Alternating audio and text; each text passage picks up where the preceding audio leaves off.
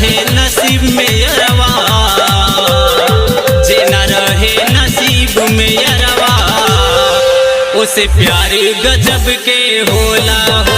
जे न रहे नसीब में यरवा, उसे प्यार गजब के